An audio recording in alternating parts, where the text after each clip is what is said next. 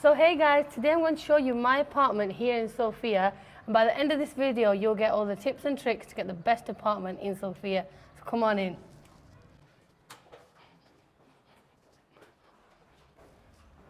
So here's the hallway, and on your way in you can either get the lift or the stairs. Let me show you the lift. So this is the lift up to our apartment, and today we're going to take the stairs, so let's go. My apartment is on the second floor, which is really convenient for me, so come on.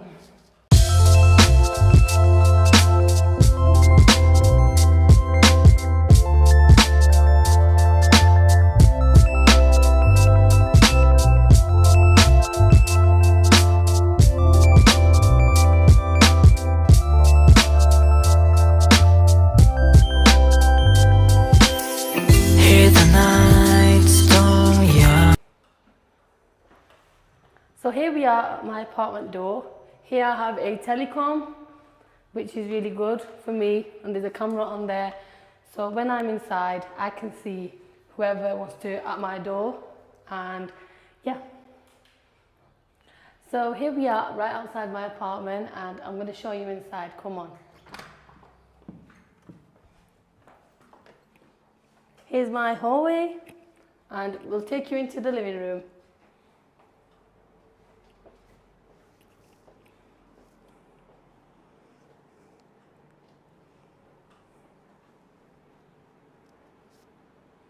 Here's my living area. So here is my kitchen, and I'm going to give you a quick tour of all the things that I got.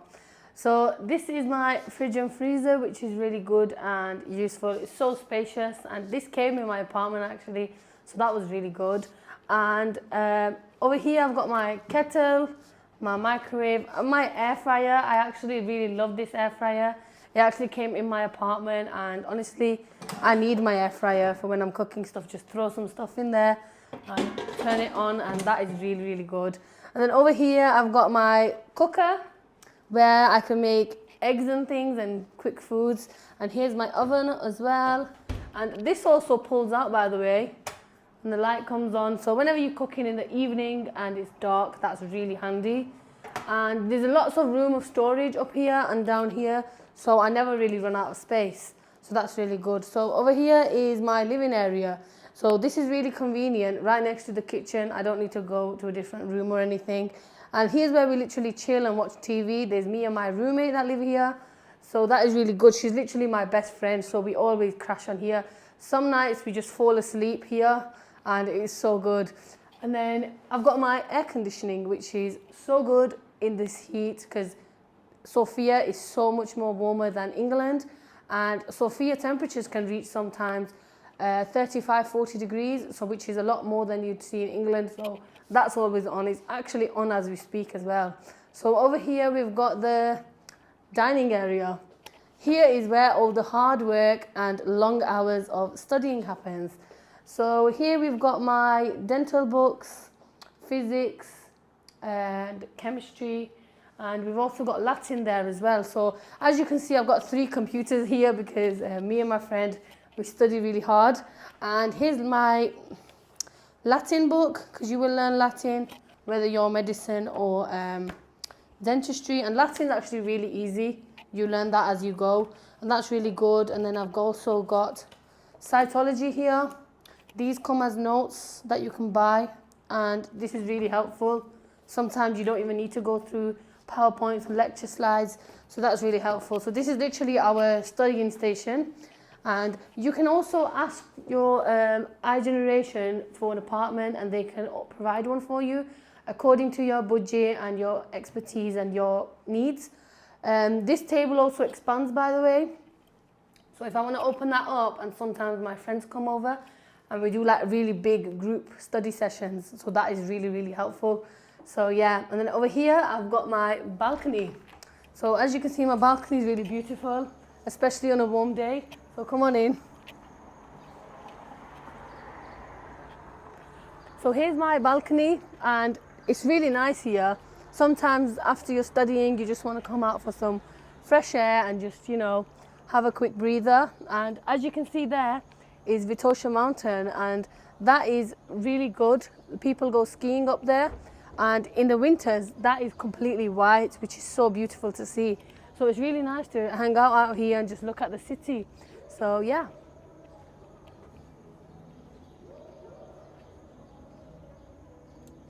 So I'm going to show you the rest of my apartment, starting from the utility room.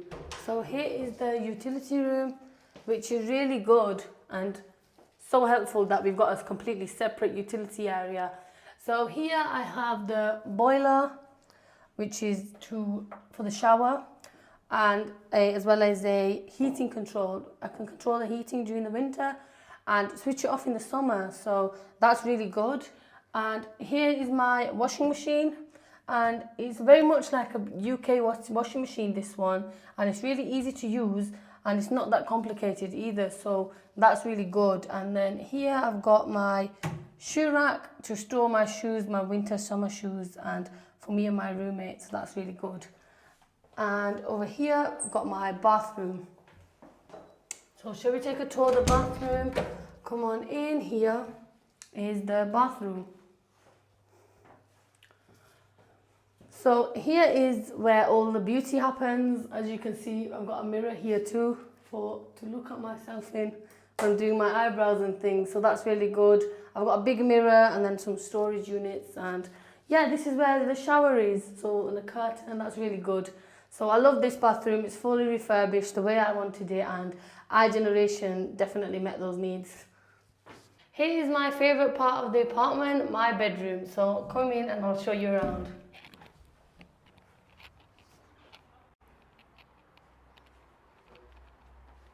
Here we are inside my bedroom, and this is my favourite part where I sleep and relax, my king-size bed. I love it here. After all, a queen needs a bed this big.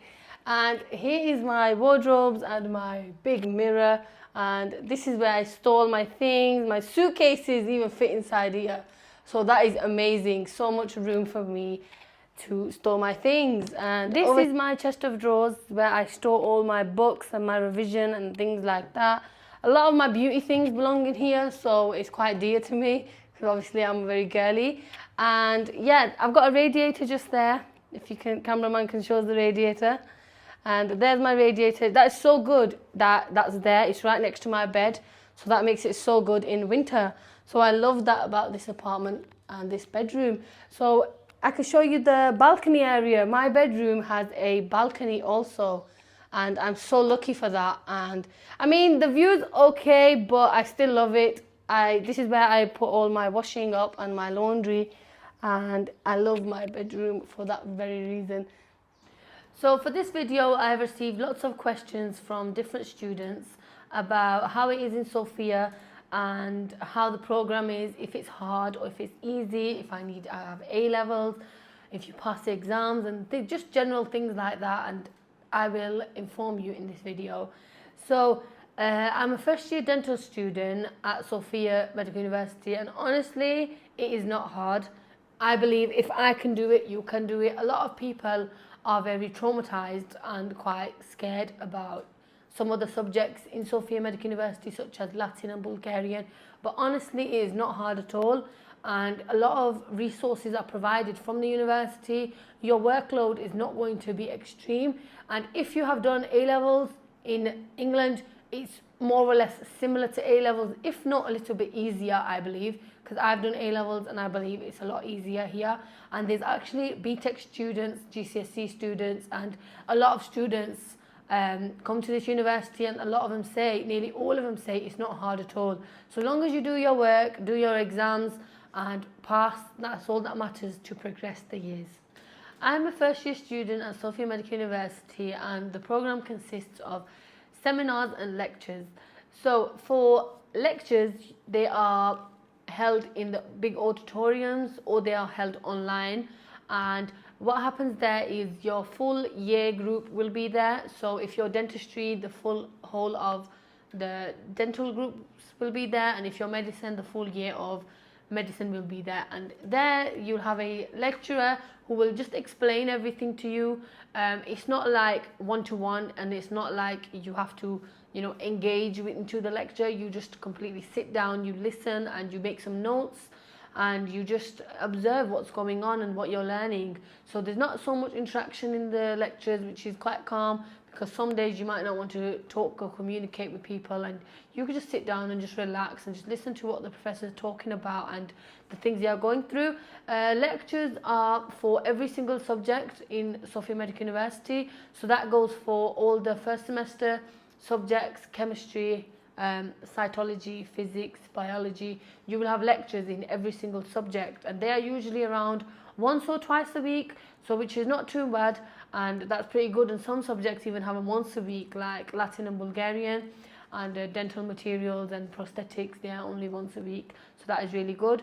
And for seminars, they are much smaller, compact groups, so you will have a group consisting of about 10 to 12 people, and you will join your seminar classes where you'll have one professor. And seminars feel very different because it's just you, 10 to 11 people in a classroom, and you have one professor, and there's a lot of one-to-one communication, there's a lot of activities, quizzes. It's very much like a classroom feel, like high school. And this is where you can ask for help from your professors. If you're struggling, if you need some advice, you can ask your professor there and then. If professor's explaining anything you don't understand, that's your opportunity in the seminar to ask your professor to go through things you don't understand.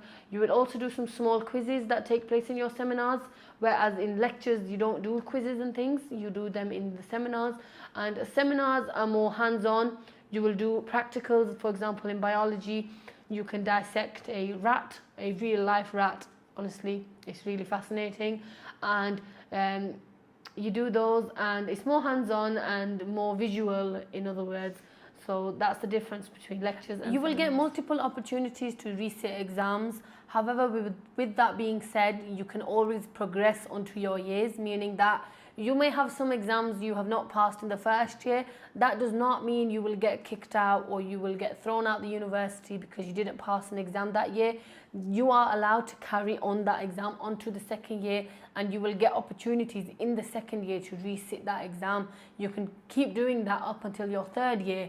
So essentially, your career and your education will never be put at an halt because of failure of exams. You will always continue and progress until you have resat those exams. So don't worry about being kicked out and you investing so much money into studying here and living here, and you are in fear that you will get kicked out. You won't. Honestly, you won't. Rest assured. A lot of students fail and still progress into future years, and as you progress, your knowledge increases, meaning that you will one way or another pass those previous exams that you carried on. So don't worry. So seminars are obligatory. You have to attend seminars without fail. However, if you're ill and things like that, you will have to discuss with your professor and take that time off. So here's my Knishika, and you use this to get your signatures for the semester, and you usually get these boxes filled in. Cameraman can show you that. And you get those filled in from your professors, and they can give you your mark for the semester. So before you can progress into the next semester, you must get a signature for your attendance for all the seminars. However, on the other hand, lectures are optional. They are not mandatory. You don't have to go to them. A lot of students don't attend them. And also the information is always uploaded on Google Classroom, which makes it really convenient for lectures. You don't have to attend them because you can always be busy and things like that. So it's good on hand to have those PowerPoints and lectures uploaded on Google Classrooms by the different professors for you to catch up at a later time. So yeah. For every subject in each semester, there will be an exam at the end of it, except for dental prosthetics, which is more like laboratory work and presenting your dental equipment and things like that. All other subjects, Latin, Bulgarian, cytology, chemistry, all other subjects, you will have an exam at the end of. And even if you fail that exam, do not worry, you can resit. You can resit up to 4 to 5 times. You can even carry on exams into the second and third year, and for medicine you can potentially carry exams onto the 4th year. So that's really good because students fail all the time. Don't worry if you fail. it can be very daunting, but don't worry, rest assured, everyone at some point fails an exam. So that's what resits are there for. You can always resit your exams and you will pass at least in one of those resits. If you resit once, you fail, you can do it again. And if you resit second time, you fail, you can do it the third time. And if you fail again, you can do it the fourth time. So all in all, for each subject, you get around 5 opportunities to pass the exams. So usually students pass around first, sometimes second time, sometimes third, sometimes fourth, and that all depends down on the student themselves, how much work you put in and how much you study really. But my opinion is just work hard and focus on your work, and you'll manage. And if I can do it, so can you. There's lots of students studying here who haven't even done A-levels, believe it or not. They have just done, you know, BTech, applied science, and they are here studying and they are coping really well, honestly. So honestly, take the opportunity and apply now. So in Sofia Medical University, you have 2 semesters a year. This means that you will have exams taking place twice a year, whereas in England, you only have exams at the end of the year, which is around June, July time. In Sofia Medical University, your first semester will start from September, October, all the way till February, March, and then you'll have your semester exams in March, and then after that you will get your 2 weeks break for Easter, and then you will come back and you will start your second semester. So second semester will be from around March all the way till July, and your semester exams for the second semester will be in July. So you will have that, you know, that break in between your 2 semesters, but generally your exams are at the end of both semesters. That makes it easier for students to study, because a lot of students struggle studying at the end of the year when they have learnt stuff back in September. That can be quite difficult. However, for this university, once you've done your exams in the first semester, you will completely change the topic and you will start something new, and that makes it really convenient because you don't need to backlog your memory so much, and it makes it very easy to keep up with the exams and the process and things like that. The system here in Bulgaria for university is very different to the system in England, and here it's not that hard and it's not that vigorous as England medical universities are. The requirements here are a lot less, and it's a lot easier for students to adapt and grasp with. And I encourage you all to apply to Bulgaria. It's a really good opportunity and I wouldn't miss it. So do get in touch with iGeneration, and they can help you with all the procedure, the admission, apartment relocation, visa, everything. They can help you with anything, any concerns you have. Comment down below as well, and I can answer your questions. And if you have any other videos you want me to make in the future, I can do those for you also. So yeah, see you later. Thank you for getting this far into the video, and I hope I didn't bore you too much, but now we're going to get onto the juicy parts, and I'm going to tell you my tips and tricks to get the best apartment in Sofia. So for tip number 1, I believe that apartments that are closer to the university are much more expensive, and if you move a little bit further out from university, my apartment is roughly 2 to 3 kilometers away from university, which means that I can just catch the bus, and the bus is like 70 pence UK pounds, and it's really cheap and so much easier. And my apartment is actually really good value for money. You saw it just now, and I believe my apartment, I love my apartment, it's really good for that reason. For tip number 2, I think that you should have a really good look at which apartment you want and the things around your apartment. Sometimes people blindly just go in and just take a pic of the first apartment that they see.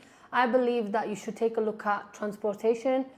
If you've got a bus or a tram line in front of your apartment or nearby your apartment, even the metro, you should be wary of that, because you don't want to travel too far for those things. As well as somewhere taxis can come easily, come and go.